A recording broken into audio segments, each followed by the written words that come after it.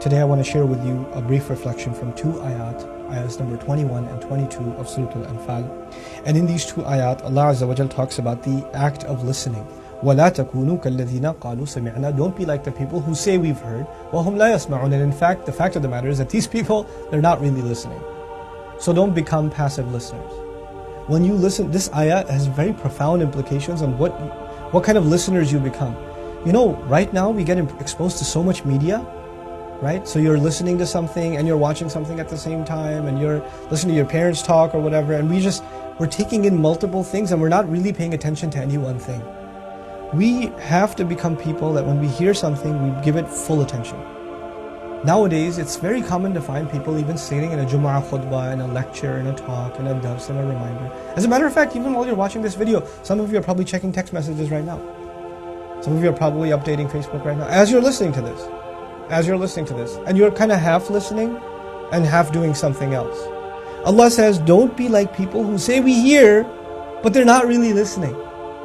And obviously this is talking about the etiquette that they're supposed to show to Rasulullah sallallahu alaihi wasallam. So the first thing is about attention span. The first bit of advice here is, when you listen to someone or listen to something, because it doesn't even say who you should listen to, it's just a matter of etiquette now, that we're supposed to be good, attentive listeners. When your mom is talking to you, put your phone down. When your teacher's talking to you, put your phone down, put it away. Don't do anything. Let it go, because it's going to distract you. Don't look out the window for the kids here that are listening, you know. Your teacher's talking, just listen. Don't do other stuff. Don't doodle, don't draw. Just listen. Sometimes your teacher says, put your pen down, put your pencil down, put your iPads down. Just listen. And you should just do that. Just listen. Don't be like people who say they listen, but they don't really listen. The second thing is, there are people who listen, but they don't really internalize. You know, the word listening is interesting in every language. In English, in Urdu, in Farsi, in Arabic, it's an interesting word. You know, we say to somebody, I tried to give him advice, but he didn't listen. And what does that mean, he didn't listen? Doesn't mean he didn't hear anything. It means he didn't heed the advice. He didn't actually live by it. Nothing changed in him. I'm trying to tell you, but you're not listening. You're not listening, meaning you're not accepting what I'm saying. So part of the meaning is, don't be like people who say, yeah, I know, I heard that already. I already got that advice. But the fact of the matter is, you're not taking heed. You're not actually considering the advice realistically for yourself. You're just brushing it off. It's just kind of a ceremonial thing that you just listen and nothing really changes. Isn't that what the case is for many of us that even go to khutbah al-Jumu'ah? We go and we listen to the khatib and he gives us some advice and we don't really listen. It's not really something we're going to put into practice. Your guidance counselor gives you advice and you listen. Your accountant gives you advice and you listen. Your doctor gives you advice and pretty much most of the time you listen. The police officer tells you to do something and you listen. When Allah tells you, your parents tell you, an imam tells you, the Quran tells you, you listen but you don't really listen. Don't be like those people.